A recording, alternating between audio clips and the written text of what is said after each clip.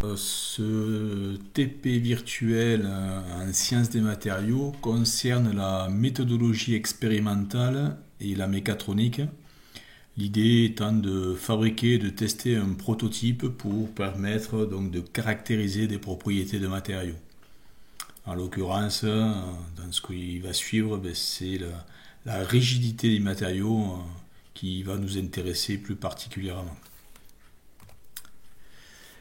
Alors, la mécatronique, c'est quoi? C'est l'intégration de systèmes mécaniques, électroniques et informatiques de façon à pouvoir obtenir alors soit un instrument de mesure si on s'intéresse donc à la science des matériaux ou tout autre dispositif.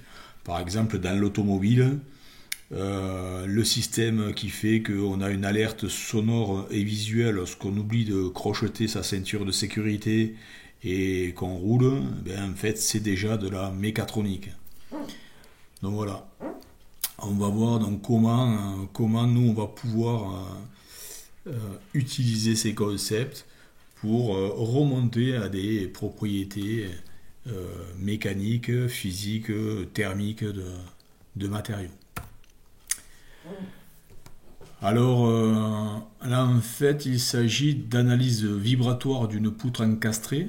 Donc une poutre lorsqu'elle est encastrée et qu'on va la déformer, ce qui va être important donc c'est la longueur d'encastrement. On va appliquer une certaine charge, donc va en résulter une flèche petit delta. Et en fonction de la charge P appliquée, on va avoir possibilité d'un retour à l'équilibre, puisque normalement cette poutre est censée être droite et pas maintenue courbée. Donc la poutre va dissiper de l'énergie emmagasinée, comme par effet ressort. En fait, elle va, comme quand on est sur un plongeoir en bord de piscine, on entend ce plongeoir qui revient à l'équilibre avec sa vibration à une fréquence propre. Donc pour plus de détails, on ira voir le document de TP fourni. Là je continue. Donc la poutre va osciller autour de sa position d'équilibre et va s'amortir. Donc on voit qu'on a une certaine période T0 à laquelle correspond une fréquence propre F0. Et on voit que cette fréquence propre est fortement dépendante de la nature du matériau, notamment grand E, sa rigidité, donc le module d'Young, qu'on a pu obtenir indirectement aussi par l'essai de traction dans le TP sur la traction, dans la partie linéaire qui correspond donc au domaine de déformation élastique, divisé par la masse volumique ρ du matériau. Donc cette masse volumique et la racine carrée de E sur ρ, en fait, c'est ni plus ni moins que la vitesse de propagation du son dans le matériau.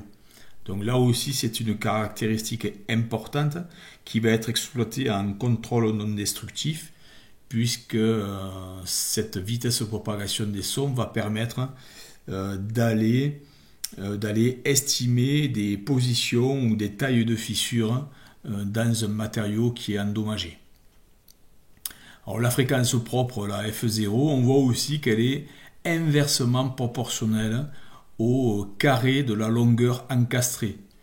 Autrement dit, cette fréquence sera faible si la longueur d'encastrement est élevée. C'est un petit peu ce qu'on observe lorsqu'il y a du vent fort. On a le fût de l'arbre qui a tendance à revenir à sa position d'équilibre à très basse fréquence, alors que les branches ou les branchettes qui sont en extrémité sont plus courtes, donc elles vont vibrer sous l'effet du vent à des fréquences beaucoup plus élevées.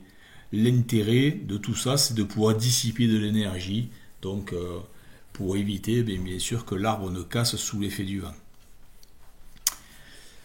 Alors une autre application intéressante, c'est le fait de pouvoir faire varier cette fréquence ou la période en ajoutant des masses à l'extrémité de la lame. Donc la masse additionnelle, MEA, va avoir pour effet de diminuer donc, la fréquence de vibration et bien sûr indirectement d'augmenter le carré de la période. Et ça, c'est utilisé beaucoup pour de la détection, par exemple dans les aéroports, détection de molécules d'explosifs, puisqu'en fait on va avoir des capteurs, donc ce sont des molécules réceptrices qui sont fixées sur une lame de quartz qui vibre. Donc cette lame de quartz en vibrant, si on a des molécules d'explosifs qui viennent se fixer sur la molécule réceptrice, eh bien vous allez alourdir la lame de quartz et donc faire varier un petit peu sa fréquence. Et donc le système électronique va détecter cette variation de masse et donc et comme cette molécule réceptrice est vraiment sélective, on va pouvoir détecter comme ça la présence d'explosifs.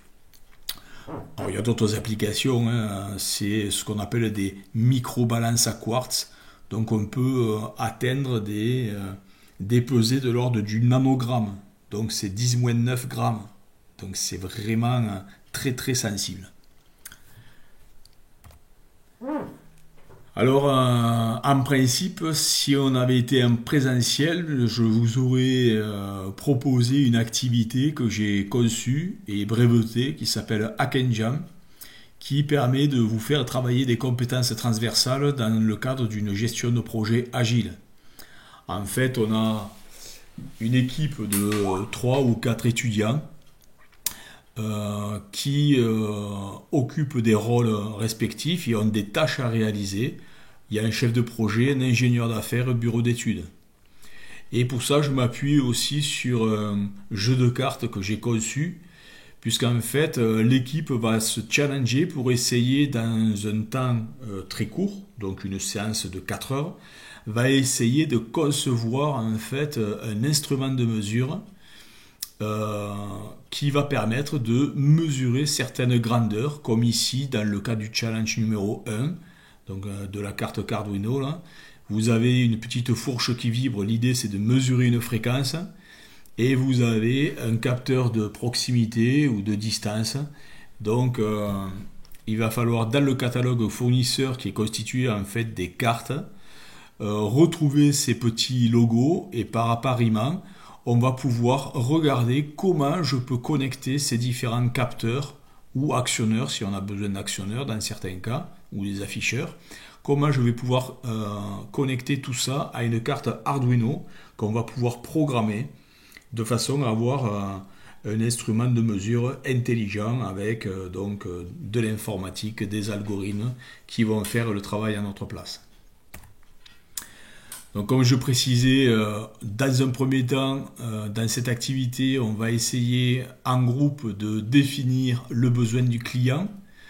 Donc après une étape de lancement, le chef de projet distribue les rôles et les tâches de façon à savoir qui fait quoi, et dans une étape donc de questionnement auprès du client et de négociation, bien on valide le concept par la signature d'un contrat. Dans un second temps, l'étape de conception en bureau d'études va faire donc une analyse de marché, va établir des devis, on va essayer de fabriquer, de tester et en présence du client, on va valider le prototype. Donc tout ça va nécessiter de la programmation des cartes Arduino, donc en C#. Dans le projet Avatar, l'idée c'est de détecter le passage de la lame devant le détecteur.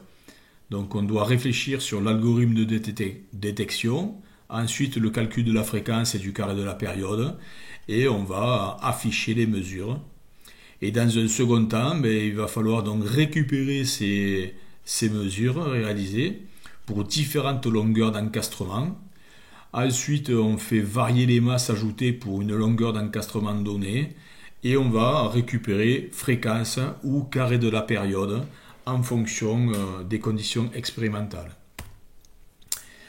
Ensuite, on va s'appuyer sur nos connaissances de programmation Python pour détecter des valeurs qui seraient aberrantes grâce au test de Dickson.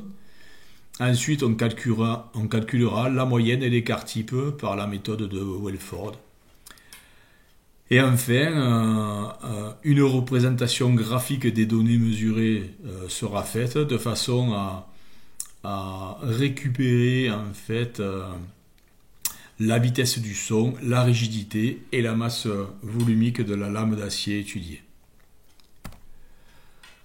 Alors, cette approche permet aussi d'anticiper les phases de conception et aussi d'éco-conception, puisque en plus des solutions techniques qui existent, c'est toujours bon de s'ouvrir, d'ouvrir l'esprit en s'inspirant de la nature qui, elle, a réfléchi pour nous depuis plusieurs milliards d'années.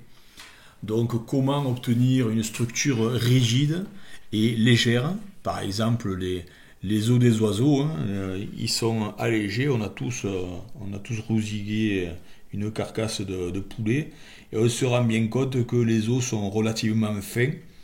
Ils assurent à la fois la rigidité mécanique, mais aussi assurent pour les oiseaux qui volent de pouvoir se déplacer en consommant le moins d'énergie possible. Donc j'ai évoqué le cas des arbres aussi en introduction, qui va mettre de la matière là où c'est vraiment indispensable pour rigidifier sa propre structure. Et on a une tranche ici, une section d'un bambou, et on voit là aussi que la densité de bois va dépendre donc du rayon dans sa section, là aussi pour ne mettre de la matière que là où elle est vraiment indispensable. Voilà, donc maintenant il ne reste plus qu'à jouer, qu'à réaliser des expériences, faire fabriquer notre prototype, et je vous laisse le choix de différents capteurs. Vous avez en bas à droite par exemple un capteur dit ILS qui est sensible à la présence d'un aimant. On a des capteurs fin de course en haut à gauche, des interrupteurs. On peut avoir aussi des capteurs à effet Hall qui va pouvoir lui détecter la présence d'un aimant ou d'une pièce métallique, tout comme le font aussi les capteurs inductifs. On peut faire appel aussi à des capteurs de proximité et grâce à des potentiomètres montés en surface, on va pouvoir régler la sensibilité en fonction de la distance. Et on pourrait aussi faire appel à une fourche optique donc, qui permet de détecter la présence ou non d'un objet entre les deux pattes de la fourche. Donc voilà, vous avez le choix des armes. Maintenant, à vous de jouer. À bientôt.